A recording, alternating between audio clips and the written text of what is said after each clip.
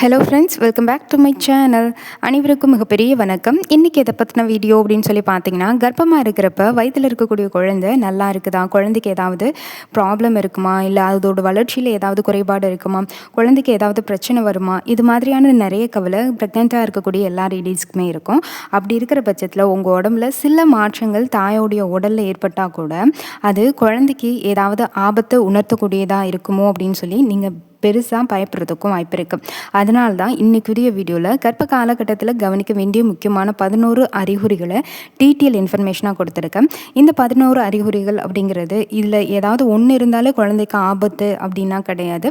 கர்ப்பம் அப்படிங்கிறது ஒவ்வொருத்தவங்க பாடி பொறுத்து மாறுபடுறதுக்கு வாய்ப்பு இருக்குது. சில அறிகுறிகள் இயல்பான மாற்றமாக கூட இருக்கலாம். அதனால் இந்த வீடியோவை பார்க்குறதுக்கு முன்னாடி நீங்கள் எதுக்காகவும் பயப்படாதீங்க. ஒரு டிஸ்க்ளைமருக்கு சொல்லிடுறேன், இது விழிப்புணர்வுக்காக ஏற்படுத்தப்பட்டது. இந்த மாதிரி இருந்த உடனே உங்கள் குழந்தைக்கு உங்களுக்கு எதுவும் ஆபத்தாயிடும் அப்படின்னா கிடையவே கிடையாது. ரிலாக்ஸாக நிதானமாக பாருங்கள். இது ஒரு அவேர்னஸ்க்காக. ஏன்னா இந்த மாதிரி சிம்டம்ஸும் நம்ம குழந்தைக்கு ஏதோ ஒரு டேஞ்சர் இருக்குது அப்படின்றத முன்கூட்டியே உணர்த்தக்கூடியது அப்படின்னு நீங்கள் தெரிஞ்சுக்கலாம். அதுக்காக தான் குறிப்பாக முன்னெச்சரிக்கையாக இருக்கிறது நல்லது, ஆனால் பயத்தோடு இருக்கிறது நல்லது இல்லை. எப்போவுமே எல்லா விஷயங்களையும் எச்சரிக்கையாக இருங்க, அவ்வளோதான். பயத்தோடு இருக்கணுன்ற அவசியம் கிடையாது. விழிப்புணர்வுக்காக தான் இந்த வீடியோ. வாங்க வீடியோக்குள்ளே போகலாம். சேனலை ஃபர்ஸ்ட் டைம் விசிட் பண்ணுறீங்கன்னா மறக்காமல் சேனலை சப்ஸ்கிரைப் பண்ணி பக்கத்தில் உள்ள பெல் ஐக்கனை கிளிக் பண்ணிக்கோங்க. தினசரி ப்ரெக்னென்ட் உமனுக்காக நிறைய வீடியோஸ் நம்ம சேனலில் அப்லோட் பண்ணிகிட்ருக்கோம். ரொம்ப யூஸ்ஃபுல்லாக இருக்கும். இந்த வீடியோடைய டிஸ்கிரிப்ஷன்லேயே நிறைய பிளேலிஸ்ட் லிங்க் இருக்குது, மறக்காமல் அதெல்லாம் விசிட் பண்ணி பாருங்கள். உங்கள் வயிற்றில் குழந்தை கொஞ்சம் ஆபத்தில் இருக்குது, குழந்தைக்கு ஏதோ ஒரு பிரச்சனை இருக்குது அப்படின்னா உணர்த்தக்கூடிய முதல் அறிகுறி அப்படிங்கிறது குழந்தையோடைய இதய துடிப்பு அப்படிங்கிறது தெரியாமல் போகிறது தான். கருவில் இருக்கக்கூடிய குழந்தைக்கு இதய துடிப்பு அப்படிங்கிறது அதோடைய ஆரம்ப வளர்ச்சியிலேயே தொடங்கக்கூடியதாக இருக்கும். பொதுவாக அல்ட்ராசவுண்ட் ஸ்கேன் மூலியமாக கருவுடைய இதய துடிப்பை முதல் ஹார்ட் பீட் அப்படிங்கிறத நம்ம சில வாரங்களில் காண முடியும். ஆனால் குறிப்பிட்ட ஒரு வாரத்தில் ஹார்ட் பீட் தெரியல அப்படின்றதுக்காக உடனடியாக குழந்தை பிரச்சனை அப்படின்னு சொல்லி முடிவு பண்ண முடியாது. ஆனால் கர்ப்பத்தில் உடைய வயது அப்படிங்கிறது சரியாக கணக்கிறது ரொம்ப ரொம்ப அவசியம். உங்களுடைய ஓவலேஷன்லேருந்து ஹார்ட் பீட் எத்தனை நாளில் வரும் அப்படின்றது உங்களோட ஒவ்வொரு பாடி பொறுத்தும் மாறுபடுறதுக்கு வாய்ப்பு இருக்குது. ரெகுலர் பீரியட் இருக்கிறவங்களுக்கு குழந்தை வேகமாக ஃபார்ம் ஆகும். இதுவே ரெகுலர் பீரியட் இருக்கவங்களுக்கு லேட்டாக ஃபார்ம் ஆகிறதுக்கு வாய்ப்பு இருக்குது. அதனால் உங்களுக்கு குழந்தையோட ஹார்ட் பீட் லேட்டாக காமிக்குதுன்ற காரணத்துக்காக நீங்கள் பயப்பட வேண்டாம். ஹார்ட் பீட் தெளிவாக தெரியல அப்படின்னாலும் நீங்கள் பயப்பட வேண்டாம். ஏதாவது லோவில் இருக்குது அப்படின்னு சொல்லி டாக்டர் ஏதாவது சொன்னாலும் பயப்பட வேணாம். சில நாட்கள் கழித்து அகைன் நீங்கள் அல்ட்ராசவுண்ட் பண்ணிங்க அப்படின்னா அதில் குழந்தை எப்படி சேஃபாக இருக்காங்களா இல்லையான்றது தெரிஞ்சிடும். ஆனால் அதிகபட்சமாக குழந்தைக்கு அந்த ஹார்ட் ரேட் அப்படிங்கிறது ஏர்லி ப்ரெக்னன்சியில் ஃபர்ஸ்ட்டு உங்களுக்கு அந்த வேல்யூ அப்படிங்கிறது வர்றது கொஞ்சம் லோவாக தான் காமிக்கும். அதை நினச்சி பயப்பட வேண்டாம். உங்களுடைய கர்ப்பத்தில் ஃபுல்லாமே 120லேருந்து 160க்குள்ளே இருக்கணும் குழந்தையோட நார்மல் ஹார்ட் பீட் அப்படிங்கிறது. இதை விட கம்மியானுச்சுனாலும் சரி, அதிகமானுச்சுனாலும் சரி, உங்கள் ஹெல்த் இதில் ஏதோ ஒன்று பிரச்சனை, அதாவது பிபியாக இருக்கலாம், சுகராக இருக்கலாம், அதனால குழந்தையோட ஹார்ட் பீட் பாதிக்கப்படுறதுக்கும் வாய்ப்பு இருக்குது. இதை கவனத்தில் வச்சுக்கோங்க. ரெண்டாவது முக்கியமான விஷயம், கடுமையான இல்லைனா தொடர்ந்து வலிக்கக்கூடிய வயிற்று வலி அப்படிங்கிறது. கர்ப்பத்துடைய ஆரம்ப காலகட்டத்தில் லேசான வயிற்று பிடிப்பு இல்லைனா மென்சுரேஷன் கிராம்ப்ஸ் இது மாதிரியான விஷயங்கள் இருக்கிறது இயல்பானது தான். கர்ப்பப்பை வளர்ந்துட்டே இருக்கிறதுனாலையும் உடலில் ஏற்படக்கூடிய ஹார்மோன் சேஞ்சஸ்னாலையும் நம்ம உடம்புல இந்த மாதிரி லேசான டிஸ்கம்ஃபோர்ட் அப்படிங்கிறது இருக்கும். ஆனால் வலி அதிகமாக கடுமையாக இருந்துச்சு அப்படின்னா தொடர்ந்து நீடிச்சுட்டே இருக்குது. குறிப்பாக ப்ளீடிங் வருது, தலை சுத்தல் வருது, மயக்கம், தோள்பட்ட வலி, இது எல்லாம் அதிகமாக இருக்குன்னா எதை பற்றியும் யோசிக்காமல் டாக்டர்கிட்ட போயிடுங்க. இது ஏர்லி ப்ரெக்னன்சி ஃபர்ஸ்ட் ட்ரைமஸ்டருக்கு சொல்கிறேன். ஏன்னா சில சமயங்களில் மிஸ்கேரேஜோ, எக்டோபிக் ப்ரெக்னன்சியோ இல்லை பிற ப்ரெக்னன்சி காம்ப்ளிகேஷன்ஸ் ஏதாவது இருந்ததுன்னா இந்த மாதிரி இஷ்யூஸ் வர்றதுக்கு வாய்ப்பு இருக்குது. இதுவே உங்களுக்கு தேர்ட் ட்ரைமஸ்டரில் அந்த மாதிரி டைமில் உங்களுக்கு பேக் பெயின், வயிற்று வலி, லைட்டாக வலிக்கிறது, இதெல்லாம் இயல்பு. வளர்ந்து வரக்கூடிய கர்ப்பப்பையினால் ஏற்படக்கூடியதாக இருக்கும். அதுவே ப்ளீடிங்காக ஸ்டார்ட் ஆனிச்சு, அதிகமாக பேட் வைக்கிற அளவுக்கு வருதுன்னா உங்களுக்குமே ஆபத்து தான், குழந்தைக்கு அது ஆபத்து அப்படின்றத உணர்த்தக்கூடியது. இது ரெண்டாவது முக்கியமான அறிகுறி. மூணாவது முக்கியமான அறிகுறி அப்படின்னு பார்த்தீங்கன்னா, குழந்தையோட அசைவுகள் குறையிறது.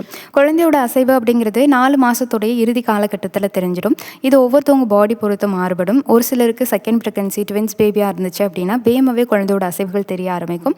அதுவே ஒரு சிலருக்கு இது ஃபர்ஸ்ட் ப்ரெக்னன்சி, ரொம்ப ஒல்லியாக இருக்காங்க அப்படின்னா குழந்தையோட அசைவுகள் தெரியறதுக்கு ரொம்ப ரொம்ப ரேராக இருக்கும், அதாவது லேட்டாக காமிக்கும். அதே மாதிரி கொஞ்சம் ஃபேட்டியாக இருக்காங்கனாலும் அவங்களுக்கும் அதே கேசஸ் தான். 5வது மாதம் தொடங்கி ஓரிரு வாரங்களில் தான் குழந்தையோட அசைவுகள் தெரிகிற மாதிரி இருக்கும். இது எல்லாமே ஒவ்வொரு ஒவ்வொருத்தவங்க பாடி பொறுத்து உங்களுக்கு மாறுபடுறதுக்கு வாய்ப்பு இருக்குது. ஒவ்வொரு வாரமும் குழந்தையோட அசைவுகளில் இன்க்ரிமெண்ட் அப்படிங்கிறது தெரிஞ்சுக்கிட்டே இருக்கும். கர்ப்பம் இன்க்ரீஸ் ஆக குழந்தையோட வழக்கத்தை விட அதிகமாக அசைய ஆரம்பிப்பாங்க. அதை தாய் புரிஞ்சுக்கிறது ரொம்ப ரொம்ப அவசியம். அந்த நிலையில் வழக்கத்தை விட குழந்தையோட அசைவுகள் திடீர்னு குறைஞ்சாலோ இல்லை அப்படின்னா எதுவும் அசைவே இல்லாமல் இருந்தாலோ அலட்சியப்படுத்த வேணாம். பொதுவாக உங்கள் குழந்தை அப்படின்றவங்க அசைஞ்சிட்டே இருப்பாங்க. 8 வாரத்திலே அசைய ஆரம்பிச்சிடுவாங்க. நம்மளால் பார்க்க முடியாது, அல்ட்ராசவுண்ட் ஸ்கேன் மூலியமாக பார்த்து தெரிஞ்சுக்க முடியும். 5 மாதத்தில் குழந்தை ஃபஸ்ட்டு அசைகிறத நம்மளால் உணர முடியும். எல்லாருமே செகண்ட் ப்ரெக்னன்சியாக இருந்தாலும் சரி, ஃபர்ஸ்ட் ப்ரெக்னன்சியாக இருந்தாலும் சரி, எல்லாருமே 5 மாதத்துலனா அக்யூரேட்டடாக எல்லாருமே உணர்ந்துடலாம். அப்படி உணரக்கூடிய அந்த ஃபர்ஸ்ட் பேபியோட மூமெண்ட் அப்படிங்கிறது கொஞ்சம் கொஞ்சமாக இன்க்ரீஸ் ஆகும். அதிக அசைவுகளை வெளிப்படுத்துவாங்க. ஏன்னா குழந்தை குட்டியாக தான் இருப்பாங்க, அம்னியாட்டிக் ஃப்ளூயிட் பெருசாக இருக்கும், அதிகமாக இருக்கும். அதனால நிறைய அசைவுகளை வெளிப்படுத்துவாங்க. சில நேரங்களில் அவங்க அசைகிறது உங்களுக்கு வலிக்கிற மாதிரி இருக்கும், தூக்கம் டிஸ்டர்ப் ஆகிற மாதிரி இருக்கும். அந்தளவுக்கு அவங்க அசைய ஆரம்பிப்பாங்க. அதுவே உங்களுக்கு 3rd ட்ரைமஸ்டரில் போயிட்டிங்கன்னா, 2nd ட்ரைமஸ்டரில் இதெல்லாம் நடக்கும். அதுவே 3rd ட்ரைமஸ்டரில் போயிட்டிங்க அப்படின்னா குழந்தையோட அசைவு படிப்படியாக குறைய ஆரம்பிக்கும். காரணம் குழந்தை பெருசாகிடுவாங்க, அம்னியாட்டிக் ஃப்ளூயிட் கம்மியாகிடும். அதனால இதில் நீங்கள் நோட் பண்ண வேண்டிய விஷயம் என்னென்னா, 3rd ட்ரைமஸ்டர்லாம் என்ட்ரி ஆகிட்டிங்கன்னா குழந்தை தூங்கக்கூடிய ப்ராசஸ்க்கு போயிடுவாங்க. ஒரு குறிப்பிட்ட நேரம் தூங்கிட்டு இருப்பாங்க, ஒரு குறிப்பிட்ட நேரம் அசைய ஆரம்பிப்பாங்க. அதனால டெய்லி உங்கள் குழந்தையோடைய அந்த மூமெண்ட்டை நீங்கள் நோட் பண்ணிகிட்டே வந்தீங்க அப்படின்னா குழந்தை எத்தனை மணிலேருந்து எத்தனை மணி வரைக்கும் தூங்குவாங்க, எப்போலேருந்து எப்போ அவங்க ஆக்டிவாக இருப்பாங்க அப்படின்றத நீங்கள் தெரிஞ்சுக்க முடியும். குழந்தையோட அசைவு இல்லைன்னா அவங்களுக்கு பிடிச்ச சாங் இது எல்லாத்தையும் போட்டு பாருங்கள். கொஞ்சம் நேரம் தண்ணி குடிச்சிட்டு லெஃப்ட் சைட் படுத்து பாருங்கள். அப்படியே அசைவு தெரில, ஒரு 1/2 hour வெயிட் பண்ணி பாருங்கள். அசைவு தெரிலனா உடனே டாக்டரை பாருங்கள். ஒரு நாளைக்கு அட்லீஸ்ட் 10 அசைவுகளாச்சும் இருக்கிறது அவசியம். அதே மாதிரி குழந்தையோட அசைவு தெரியல, முதல் நாள் வரைக்கும் நல்லா தெரிஞ்சுட்டு இருந்தது, திடீர்னு தெரியல அப்படின்னு இன்னும் கொஞ்சம் நேரம் பார்க்கலாம், இன்னும் கொஞ்சம் நேரம் பார்க்கலான்னு ரொம்ப நேரம் நீடிச்சுட்டு இருக்கக்கூடாது. நான் சொன்ன அந்த 1/2 hour உள்ள உங்களுக்கு குழந்தையோட அசைவு தெரியவே இல்லை அப்படின்னா உடனே டாக்டரை பாருங்கள். எதையுமே நீங்கள் கவலைப்படாதீங்க. ஆனால் இது எல்லா நேரங்களும் குழந்தைக்கு ஆபத்துன்னு உணர முடியாது. ஒரு சில நேரங்களில் குழந்தை நல்ல டீப் ஸ்லீப்பில் இருந்தாலும் உங்களுக்கு அந்த மாதிரி இருக்கிறதுக்கு வாய்ப்பு இருக்குது. யார் எது சொன்னாலும் சரி, வீட்டில் இருக்கிறவங்க யாராச்சும் வயிற்று அழுத்தி பார்க்குறேன், வீட்டிலே நம்ம சில முறைகளை செஞ்சு பார்க்கலாம் அப்படின்னு சொன்னாங்கன்னா அதெல்லாம் கேட்காதீங்க. 4வது விஷயம் அப்படிங்கிறது ஃபண்டல் ஹைட் சரியாக இருக்கா அப்படிங்கிறது. அது வந்து சரியாக இல்லாமல் நடந்துச்சு அப்படின்னா, அதாவது ஃபண்டல் ஹைட் அப்படிங்கிறது கர்ப்பப்பையோடைய அளவு வெளிப்புறமாக அளிக்கக்கூடிய ஒரு மருத்துவ அளவீடுன்னு சொல்லுவாங்க. கர்ப்ப காலத்திட்ட குறிப்பிட்ட கால இடைவெளியில் மருத்துவர் இதை வந்து அளக்கலாம். அதாவது உங்களுடைய சர்விக்ஸ் லென்த் அப்படின்னு சொல்லுவாங்க. ஃபண்டல் ஹைட் அப்படிங்கிறது எதிர்பார்த்த அளவுக்கு குறைவாகவோ இல்லை அதிகமாகவோ இருந்துச்சுன்னா குழந்தையோட வளர்ச்சி, அம்னியாட்டிக் ஃப்ளூயிட் அளவு, கர்ப்பத்துடைய வயது, ஒன்றுக்கொன்று மேம்பட்ட குழந்தைகள் வந்து இருக்கா அப்படின்றது இது எல்லாமே டாக்டர் செக் பண்ணிகிட்டே இருப்பாங்க. ஃபண்டல் ஹைட் மட்டும் குழந்தைக்கு பிரச்சனை அப்படின்றத உணர்த்தாது. அல்ட்ராசவுண்ட் ஸ்கேன் மூலியமாக தான் குழந்தைக்கு அதோட வளர்ச்சியில் அம்னியாட்டிக் ஃப்ளூயிடில் ஏதாவது பிரச்சனை இருக்கா அப்படின்றத உணர்த்தக்கூடியதாக இருக்கும். 5வது கர்ப்ப காலகட்டத்தில் வெஜினல் ப்ளீடிங் அப்படிங்கிறது தான். கர்ப்ப காலகட்டத்தில் எந்த விதமான ப்ளீடிங் ஏற்பட்டாலும் அதை கவனிக்காமல் விடக்கூடாது. ஆரம்ப கால கர்ப்பத்தில் சில பெண்களுக்கு ஸ்பாட்டிங் வரதுக்கு வாய்ப்பு இருக்குது. இதை இம்ப்ளான்டேஷன் ப்ளீடிங் சொல்லுவாங்க.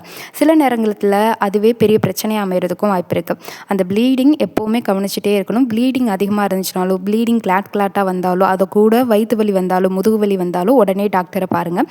கர்ப்பத்தில் இது வந்து பிற்பகுதியில், அதாவது உங்களுடைய 2nd ட்ரைமஸ்டராக இருக்கட்டும், 3rd ட்ரைமஸ்டராக இருக்கட்டும், அப்போனா ப்ளீடிங் ஏற்பட்டுச்சு அப்படின்னா பிளசண்டா தொடர்பான பிரச்சனைகள் போன்ற காரணங்களாகவும் இருக்கிறதுக்கு வாய்ப்பு இருக்குது. பிளசண்டாவில் ஏதாவது டிஃபிகல்ட்டி இருந்தாலும் இந்த மாதிரி இருக்கும். அதனால் டாக்டரை பாருங்கள். அதனால் சின்னதாக உங்களுக்கு பிளட் வந்தால் கூட அது வந்து குழந்தைக்கு ஏதோ ஒன்று ஆயிடுச்சு அப்படின்னு சொல்லி நீங்கள் முடிவுக்கு வரக்கூடாது. சின்ன சின்ன விஷயங்கள், சின்ன சின்ன மாற்றங்களை தான் குழந்தைக்கு கொடுக்கக்கூடியதாக இருக்கும். சின்ன ஆபத்தாக தான் இருக்கும். அதை ஆரம்பத்திலே நீங்கள் போய் டாக்டரை பார்த்தீங்கன்னா உடனே சரி பண்ணிடலாம். அதுக்காக தான் இந்த வீடியோவே முழுக்க 6வதுன்னு பார்த்தீங்கன்னா வெஜினல் டிஸ்சார்ஜில் திடீர் மாற்றம் ஏற்படுது. கர்ப்ப காலகட்டத்தில் வெஜினல் டிஸ்சார்ஜ் அதிகமாகவே தான் இருக்கும். ஏன்னா உங்களுக்கு மாதம் பீரியட் வராது. அதுக்கு பதிலாக உங்களுக்கு வெஜினல்லேருந்து உங்களுக்கு ஒய் டிஸ்சார்ஜ் அப்படிங்கிறது தான் வரும். அதனால் அது வரக்கூடிய கலர், அதோடைய ஸ்மெல்லு, இதெல்லாம் நீங்கள் ரொம்ப நோட் பண்ணுறது அவசியம். அது வந்து மில்கி ஒயிட்டில் தான் வருது, எந்தவித கலர் சேஞ்சும் இல்லை, துர்நாற்றம் இல்லை, மஞ்சள் கலர்லையோ பச்சை கலர்லையோ வரல, இச்சிங் இல்லை, பேர்னிங் வந்து அதாவது எரிச்சல், ஒரு விதமான ஒரு ஹீட் மாதிரியே உங்களோட ப்ரைவேட் பார்ட்டில் இருக்கிறது, இந்த மாதிரி எதுவும் இல்லை அப்படின்னா நீங்கள் தாராளமாக வெயிட் பண்ணி பார்க்கலாம். எதுவுமே பிரச்சனையே கிடையாது, ஆரோக்கியமாக தான் இருக்குது. ஆனால் இது எல்லாம் அதிகமாக வருது, பச்சை கலரில், சாம்பல் கலரில், யூரின் பாஸ் பண்ணுறப்ப வலியோட எரிச்சலோடு இருக்குது, ரொம்ப அந்த ப்ரைவேட் பார்ட் ஃபுல்லாமே தகன்னு எரியிற மாதிரி உங்களுக்கு ஃபீல் இருக்குது அப்படின்னா இது இன்ஃபெக்ஷன் அப்படின்னு அர்த்தம். அதுக்கு டாக்டரை பார்க்கணும். இதுக்கு மெயினான ஒரு விஷயம், தண்ணீர் அதிகமாக குடிங்க. ஹைட்ரேஷன் கம்மியாக இருந்துச்சுனாலும் உங்களுக்கு இந்த மாதிரி இருக்கும். தண்ணீர் மாதிரி திரவம் உங்களுக்கு தொடர்ந்து கசியும் உணர்வு எதுவும் உங்கள் ப்ரைவேட் பார்ட்டில் இருந்தாலும் டாக்டரை பாருங்கள். குறிப்பாக கர்ப்பத்தோடைய பிற்பகுதியில், அதாவது உங்களுடைய 6th month, 7th month, 8th month அந்த டைமிங்கில் அம்னியாட்டிக் ஃப்ளூயிட் லீக்கேஜ் ஆக வாய்ப்பு இருக்குது. அதனால் இப்போவே கவனத்தில் வச்சுக்கோங்க. அதே மாதிரி ஆம்னியாட்டிக் ஃப்ளூயிடு உங்களுக்கு அதாவது பனிக்கூட நீர் உடஞ்சிது அப்படின்னா நீங்கள் செய்ய வேண்டிய 7 முக்கியமான விஷயங்களை நான் நேற்று தான் வீடியோவாக அப்லோட் பண்ணியிருக்கேன். அதை போய் பாருங்கள். ஏன்னா இது எல்லாமே 3rd ட்ரைமஸ்டர், 2nd ட்ரைமஸ்டரில் இருக்கிறவங்க தெரிஞ்சுக்கிறது. நீங்கள் கட்டாயம் பார்க்கணும். அந்த வீடியோ முடிஞ்ச வரைக்கும் நான் ஐகார்டில் கொடுக்க பார்க்குறேன். இல்லை எனக்கு லாஸ்ட் இந்த வீடியோடைய எண்டிங்கில் உங்களுக்கு எண்ட் ஸ்க்ரீனில் கொடுக்குறேன். மறக்காமல் பாருங்கள். வீடியோக்கு கீழே வந்து சில பிளேலிஸ்ட் லிங்க்கும் இருக்குது. அதையும் போய் பாருங்கள். ப்ரெக்னன்சி வீக் சீரிஸ், மந்த் சீரிஸ்னு இருக்குது. இப்போ நீங்கள் எந்த வாரத்தில் இருந்தாலும் அந்த வாரத்தில் குழந்தை வளர்ச்சி, என்ன ஸ்கேனு, பிளட் டெஸ்ட்டு, டாக்டர்கிட்ட என்ன கேள்வி கேட்கணும், எல்லாமே டீட்டெயில் வீடியோஸாக நான் ஆல்ரெடி அப்லோட் பண்ணிட்டேன். அது கீழே டிஸ்கிரிப்ஷனில் pregnancy week series, pregnancy month series, pregnancy scan, pregnancy common fact, delivery பெயின்ன்ற டைட்டில் இருக்குது. மறக்காமல் விசிட் பண்ணி பாருங்கள். 7வது அறிகுறி அப்படின்னு பார்த்தீங்கன்னா கடுமையான முதுகுவலி அப்படிங்கிறது. கர்ப்ப காலகட்டத்தில் பேக் பெயின் மிகவும் ரொம்ப ரொம்ப பொதுவான வலி தான். குழந்தையோட வளர்ச்சி அதிகரிக்கிறதுனாலையும் உடல் எடை, உங்களுடைய உடல் எடை அதிகரிக்கிறதுனாலையும் உடலில் போஸ்டர் மாற்றம் அப்படிங்கிறது இருக்கும். அதாவது உங்களுடைய உடம்புல ஒரு வித அழுத்தம் அப்படிங்கிறது முதுகுக்கு போகும். அதனால் இந்த மாதிரி வலி வரும். கடுமையான அல்லது தொடர்ந்து நீடிக்கக்கூடிய முதுகு வலியாக இருக்குது. குறிப்பாக வயிறு பிடிப்போட, பெல்விக் பெயினோட, பெல்விக் ப்ரெஷரோட, ப்ளீடிங்கோட, தண்ணீர் வெளியில் வருது, அந்தோட இது மாதிரி வலிக்குது, ஹெவி பேக் பெயின் இருக்குன்னா கடைசி 3rd ட்ரைமஸ்டர்லாம் இருக்கீங்கன்னா உங்களுக்கு அந்த டெலிவரி பெயின் கூட இருக்கலாம். 9th month கடந்தவங்களுக்கு. அதுக்கு முன்னாடி இருக்கவங்களுக்கு வருது அப்படின்னா அது ஏதோ அபாயத்தை குடிக்கக்கூடியது அப்படின்னு நீங்கள் உணர்ந்துக்கலாம். சில நேரங்களில் யூரினரி இன்ஃபெக்ஷன் இல்லை அப்படின்னா ப்ரீடேர்ம் லேபர் அப்படிங்கிறது நடந்தது அப்படின்னா, குறை பிரசவம் நடக்குது அப்படின்னா இந்த மாதிரி சிம்டம் வரதுக்கு வாய்ப்பு இருக்குது. 8வது சிம்டம் அப்படின்னு சொல்லி பார்த்தீங்கன்னா மார்னிங் சிக்னஸ் திடீர்னு குறையிறது. இது எப்படி நீங்கள் கிளாரிஃபை பண்ணலான்னா, இது வந்து 1st ட்ரைமஸ்டருக்கு இருக்கிறவங்களுக்கு சொல்கிறேன். மார்னிங் சிக்னஸ் திடீர்னு நின்றுச்சு அப்படின்னா குழந்தைக்கு ஆபத்து அப்படின்னு நேரடியாக நம்மளால் சொல்ல முடியாது. சில பெண்களுக்கு மார்னிங் சிக்னஸ் ஆரம்பத்திலே குறைஞ்சிரும். அதனால உங்களுக்கு இல்லாமல் கூட இருக்கலாம். நேற்று வரைக்கும் நல்லா விழுந்து விழுந்து வாந்தி எடுத்துகிட்டு இருந்தவங்க இன்றைக்கி காலையிலேருந்து எந்த வாந்தியுமே, ஒரு சின்ன வாந்தி குமட்டல் கூட இல்லை, நான் நார்மலாக எப்பவும் போல் ஆக்டிவாக இருக்கேன் அப்படின்னா அது கொஞ்சம் கவனிக்கக்கூடியது. அந்த மாதிரினா இருக்காது. எப்போவுமே உங்களுக்கு வாமிட்டிங் சென்சேஷன் ஹெவியாக எடுத்துகிட்டே இருக்கீங்க, ஒரு நாளைக்கு 10 டைம் எடுக்கிறீங்கன்னா அது கொஞ்சம் கொஞ்சமாக 5 நாள் ஆகும். 5 டைம் ஆகும் ஒரு நாளைக்கு. அதுக்கப்புறம் 2 டைம் ஆகும். அப்புறம் கொமட்டல் மட்டும் இருக்கும். அதுக்கப்புறம் அப்படியே ஃபுல்லாக போயிடும். அந்த மாதிரி தான் இருக்கும் நாசியா அப்படிங்கிறத பொறுத்த வரைக்கும். ப்ரெக்னன்சி சிம்டம்ஸ் திடீர்னு மாறிச்சு, ப்ளீடிங், சர்விக்கல், அந்த மியூக்கஸ் சேஞ்ச் ஆகுது, அப்டோமினல் பெயின் இருக்குது, இது எல்லாமே கொஞ்சம் கவனத்தில் வச்சுக்கோங்க. 9வது சிம்டம் அப்படின்னு பார்த்தீங்கன்னா கர்ப்ப காலகட்டத்தில் காய்ச்சல் அப்படிங்கிறது தான். கர்ப்ப காலகட்டத்தில் ஃபீவர் ஏற்பட்டுச்சு அப்படின்னா அதை அலட்சியப்படுத்தாதீங்க. காய்ச்சலுக்குன்னு நீங்கள் ஏதாவது சில ரெமெடிஸோ இல்லை வீட்டில் ஏதாவது கஷாயம் கொடுக்குறேன் அந்த மாதிரினா எதுவும் எடுக்காதீங்க. காய்ச்சலுக்கு இன்ஃபெக்ஷன் போன்ற பல காரணங்கள் காரணமாக இருக்கலாம். உங்களுக்கு வெஜினல் இன்ஃபெக்ஷன் இருக்குன்னா ஆட்டோமேட்டிக்காக உங்கள் உடம்புல காய்ச்சல் அப்படிங்கிறது வரதுக்கு வாய்ப்பு இருக்குது. சில இன்ஃபெக்ஷன் கர்ப்பத்தில் இருக்கக்கூடிய குழந்தையோட ஆரோக்கியத்தையும் பாதிக்கக்கூடியதாகவும் இருக்கும். அதனால் இது எல்லாத்தையுமே ஆரம்பத்திலே சிகிச்சை பண்ணிக்கோங்க. நீங்களாக எதுவும் காய்ச்சல் வந்துருச்சுன்னு சொல்லிட்டு ஏதாவது பேராசிட்டமால் சாப்பிட்றேன் இல்லை டோலோ டேப்லெட் சாப்பிட்றேன் நீங்களாக சாப்பிடக்கூடாது. டாக்டரை கன்சல்ட் பண்ணி தான் சாப்பிட்ணும் நீங்கள் ப்ரெக்னெண்ட்டாக இருக்கிறப்ப. ஏன்னா குழந்தைக்கு டோசேஜ் மாறும். அதனால் இதை கவனத்தில் வச்சுக்கோங்க. 10வது விஷயம் அப்படிங்கிறது மார்பக மாற்றங்கள் திடீர்னு குறையிறது. கர்ப்ப காலகட்டத்தில் ஹார்மோன் சேஞ்சஸ்னால பிரஸ்ட் டெண்டர்னஸ் அதிகமாக இருக்கும், ஹெவியாக இருக்கும், ஸ்வாலன் பிரஸ்ட்டாக இருக்கும், அதாவது கனமாக ஒரு மாதிரி குறுகுறுன்னு இருக்கிற மாதிரி இருக்கும். சில பெண்களுக்கு இந்த அறிகுறிகள் பின்னாடி 3rd ட்ரைமஸ்டரில் இயல்பாக வர்றதுக்கு வாய்ப்பு இருக்குது. அதனால் பிரஸ்ட் டெண்டர்னஸ் அப்படிங்கிறது குறைஞ்சிச்சு அப்படின்னா அது குழந்தைக்கு ஆபத்துன்னு 100% சொல்ல முடியாது. ஆனால் அது கொஞ்சம் குறையுது அப்படின்னா அதுவும் ஒரு விதத்தில் காரணமாக இருக்கும். ப்ரெக்னன்சி சிம்டம்ஸ் அப்படிங்கிறது திடீர்னு மாறுபடுறதுக்கு வாய்ப்பு இருக்குது. திடீர்னு உங்களுக்கு ப்ளீடிங் வருது இல்லை சிவியர் பெயின் இருக்குன்னா இதை எதையுமே நீங்கள் அலட்சியப்படுத்தாமல் டாக்டரை பாருங்கள். 11வது கடைசி சிம்டம் ரொம்ப ரொம்ப முக்கியம். பிளட் சுகர் அப்படிங்கிறது அதிகமாக இருக்கிறது. கர்ப்ப காலகட்டத்தில் பிளட் சுகர் அதிகமாக இருக்கிறது, குறிப்பாக ஹெஸ்டினேஷனல் டயாபெட்டிக் அப்படின்னு சொல்லுவாங்க. அது கட்டுப்பாட்டில் இல்லாத போது தாய்க்கும் சரி குழந்தைக்கும் சரி 2 பேருக்குமே சிக்கல் ஏற்படுறதுக்கு வாய்ப்பு இருக்குது. உங்களுடைய டெலிவரி நார்மல் டெலிவரி ரிஸ்கில் அமைகிறதுக்கு வாய்ப்பு இருக்குது. சுகர் இருக்க எல்லாருக்குமே டெலிவரி வந்து நார்மல் டெலிவரி கொஞ்சம் ரிஸ்க்கு தான். அதனால் மோஸ்ட்லி டாக்டர்ஸ் வந்து உங்களுக்கு நார்மல் டெலிவரிக்கு ட்ரை பண்ணுறதை விட டேரெக்டாக C-செக்ஷன் போயிடுவாங்க. நார்மலாகவே குழந்தையோட எடை அதிகமாக வளர்றது, இல்லைன்னா ஆம்னியாட்டிக் ஃப்ளூயிட் அதிகரிக்கிறது, டெலிவரிக்கான சில காம்ப்ளிகேஷன்ஸ் வர்றது, இது எல்லாமே அதிகரிக்கிறதுக்கு ஹெஸ்டினேஷனல் டயாபெட்டிக் ஒரு விதத்தில் காரணமாக இருக்கும். இது குழந்தைக்கும் சில பிரச்சனைகளை ஏற்படுத்தும். ஆனால் அதிகளவில் ஏற்படுத்துறதுக்கு வாய்ப்பில்லை. இதுக்கு நீங்கள் கண்ட்ரோலாக டேப்லெட் எடுக்கிறீங்க, ஒயிட் சுகர்ஸ் எல்லாமே கட் பண்ணிவிட்டு கம்ப்ளீட் டயட்டில் இருக்கீங்க அப்படின்னா கட்டாயம் உங்களுக்கு எந்தவித ரிஸ்க்கும் வராது. குழந்தைக்கு இது வந்தாலே சுகர் வந்தாலே அவ்வளோதான் குழந்தைக்கு அப்படின்னு சொல்லிட்டு நீங்கள் எடுக்காதீங்க. நார்மலாக எப்பவும் போல இருங்க. அண்ட் கண்டிப்பாக சொல்கிறேன், நீங்கள் பிளட் சுகர் அதிகமாக இருக்கிறவங்க உங்கள் டாக்டர்கிட்ட சில டயட் பிளான் அப்படிங்கிறத கேட்டுக்கோங்க. கண்டிப்பாக நீங்கள் சுகர் ஐட்டம், சுகர் ட்ரிங்க்ஸு இது எல்லாத்தையும் அவாய்ட் பண்ணிக்கோங்க. குறிப்பாக கேக்ஸு, பப்ஸு, இந்த ஒயிட் மைதா இது எல்லாத்தையும் அவாய்ட் பண்ணிக்கோங்க. நீங்கள் கொய்யாப்பழம் அதிகமாக இன்க்ளூட் பண்ணிக்கோங்க. அதனால் சுகருக்கு அவ்வளோ பெனிஃபிட் ஆனது.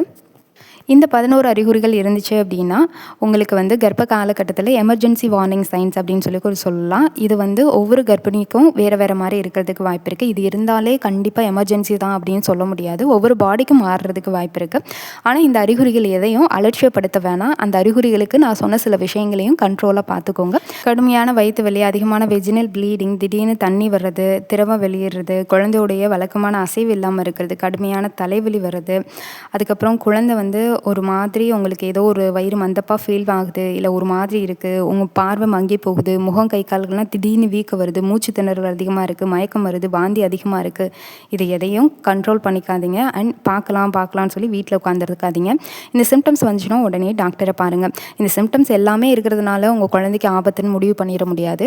இது எல்லாம் பெரிய ஆபத்து வர்றதுக்கு முன்னாடி ஒரு சின்ன அறிகுறியாக தெரியும்ல, அதுதான் இதெல்லாம். சின்ன அறிகுறி வரப்பயே நீங்கள் போய் டாக்டர்கிட்ட போயிட்டீங்கன்னா எல்லாமே ப்ரிவென்ட் பண்ண முடியும். இது எல்லாம் இருந்தால் உடனே குழந்தைக்கு இது அது அப்படின்னா ஒன்றுமே கிடையாது. ரிலாக்ஸாக வெயிட் பண்ணுங்கள்.